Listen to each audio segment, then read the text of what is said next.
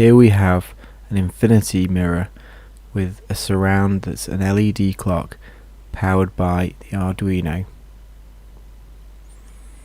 As can be seen here, there is an LED strip which is of the WS2812, and here is an Arduino Nano connected to a real-time clock. There's a battery which enables the time to be retained when we turn the power off, and here is a rotary encoder with a push button.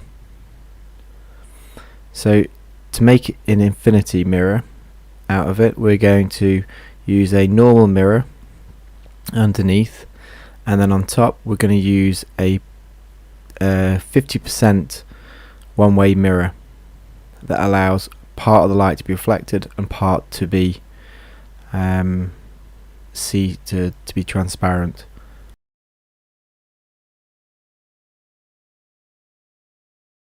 Now I have cnc'd this plywood to create slots for each of the LEDs, and here you can see that I've painted each slot white and then the inside black, and that's to emphasize each light, and then I put that on top of the one-way mirror and then put the normal mirror on the back, get it screwed down.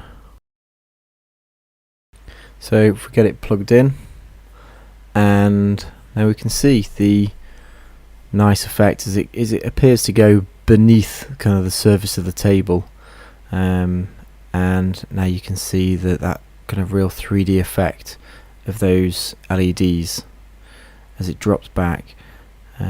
With the light off, this is where it comes into its own, and as I mentioned before, you've got the LED holes, which means even though you can't see the light from a certain angle going down, you can see it at the face.